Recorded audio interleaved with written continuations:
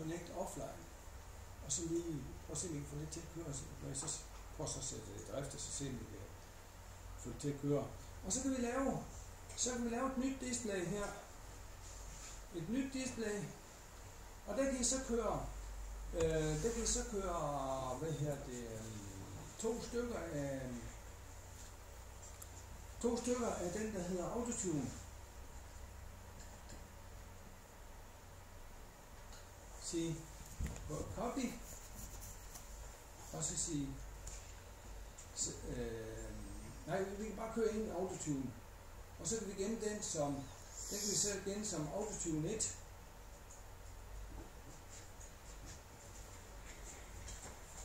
Og det vil sige, at vi kan connecte den her Autotune 1, den kan vi så connecte til en knap, som sidder. Vi kan trække en knap heroppe på mixertanken.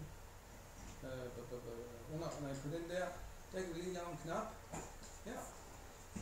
Der kan vi lave en plusbolden, eller bolden, og så kan vi der. Og så kan vi connecte den til Autotune. Ja, det er bare sådan en display navigation. Ja. Jeps. Og så går vi ned i Autotune. Og det vil sige, når vi så får connectet de her regulator 1 og 2, og vi får en knap der til hver sin Autotune, og vi får connectet det her display til programmet, og vi får det i gang, så kan vi gå ind og tune den her kaskade. Og så kan vi snakke noget om, hvordan man tuner en kaskade. Det vil vi snakke med Christian om. Laver vi det sammen, det der? Kører det ind sammen? Nej, jeg synes, jeg skal nok prøve lige at sidde og døje lidt med at lave det, og så kommer jeg så af konsulent, for I lærer ikke en ski, at jeg viser det deroppe sammen. Prøv at starte den forfra med en, tag den der, hvad hedder det, der er på vej rundt. Ja, den ligger altid.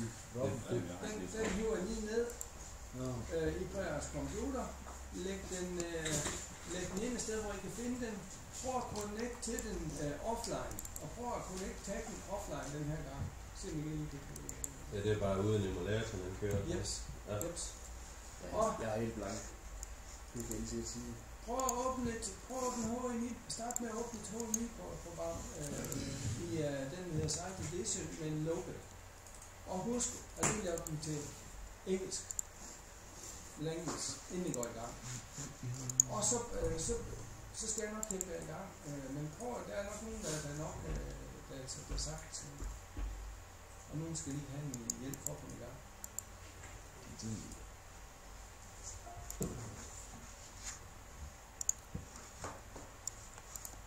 Bare fordi vi får lidt, det jeg regner med det er, at vi så småt begynder at arbejde med vores HMI-flade inde i energimiljø, eller og prøve at navigere rundt på det, og prøve at lave en ordentlig navigation på det, og prøve at få noget connectet til det. Og når vi så har en god løsning, så går vi ned og lige smider den på. Lige pludselig dæmmer jeg for jer. Der er ingen tvivl, der vil være forvirrende lige her i starten. Men lige pludselig dæmmer jeg dem.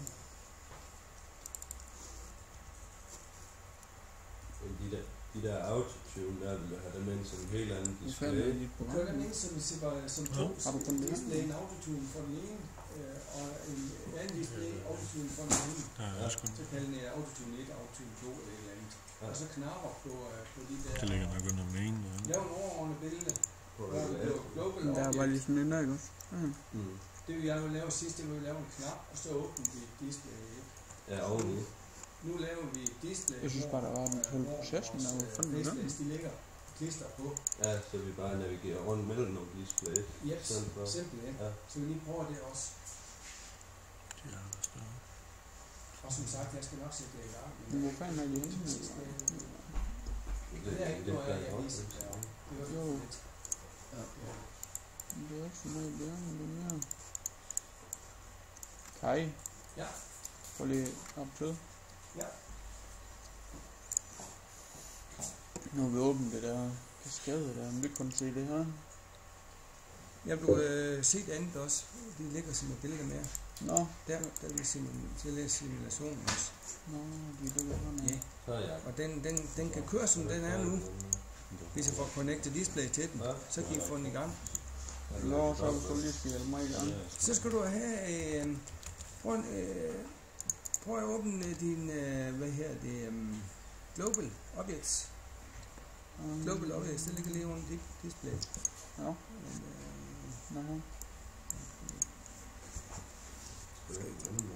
Nå. Jamen, det er fordi, vi har ikke dengang du åbnede, der bad du ikke om at få nogle objekter ned, vel? Nej. Der skal vi lige importere nogle... det skal jeg lige vise. Hvis ikke I bedt den om at få... Hej. Den der Factory Talk View, får vi det? Den du har åbnet? Nej, den... Hvad med den tegning der? I må gerne få den, men... I skal selv lave den. Nå, det er så bare den tegning, der Så vi gør forskel på de to. Den kan I selv lave. Den kan godt lave. Det er displays begge to. Den kan I selv lave. Har du tegnet det derinde nu? 5 minutter. Ja, jeg regner med, at du lige Det der? Ja. Kom ind på den. Og ja, den er... Det ved du heller ikke. I kan gøre den, nu har jeg connectet, den er connectet til man kan sige, den tank, den fylder, når jeg kører med programmet og så videre, og ventilerne skifter og stillingen, og det er forholdsvis nemt. I må gerne få den, altså. Nej. Prøv lige at lave det billede, så snakker vi om at lave den der bagefter. Vi kan så få opgaven, så skal vi have noget, altså... Jeg kan ikke huske det der, hvordan det der ser ud, når jeg kommer hjem, og så tegner jeg med til. Vi får den der tegning. Jeg kan godt lide princippet. Princippet er, at man går ind i libraries. Hvis du lige vil have opgaven, så og for eksempel her finder noget... Men der kan jeg få en 10 jeg finder pipes. Ja, og så hiver jeg bare nogle pipes over her. Og så går jeg ind og laver dem, som jeg vil. Hvad her?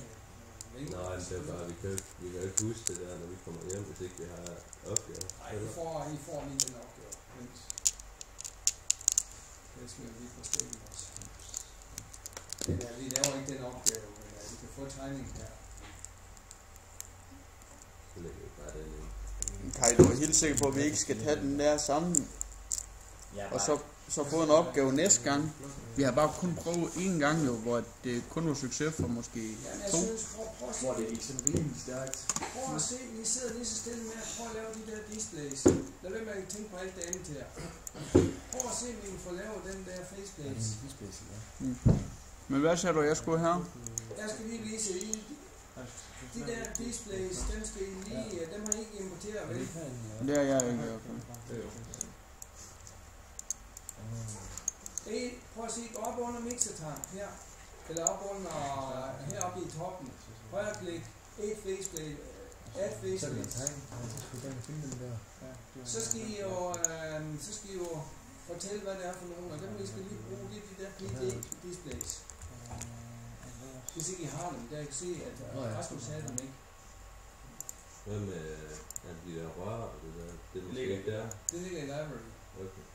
Men kan vi ikke gemme det tilbage efter?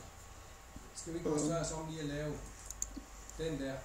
Jo. Og de billeder med billederne af autotune også. Ja. Hvor jeg lige laver et par knapper her, så vi kommer ned til autotune.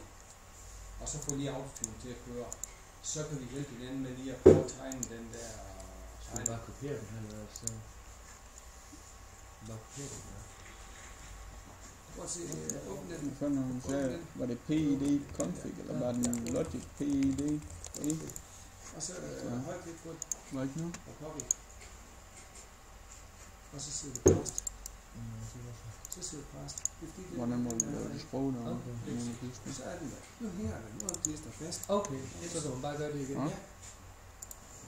Altså åbne det globale objekt, kopiere det og fast, så sætter I det ind fast på displayet. Ja, så er det en del af displayet. Så skal man huske at gemme de her display. Og det er gjort, så kan man gøre sådan så skal du huske at gemme dem, og så kalde dem med et eller andet.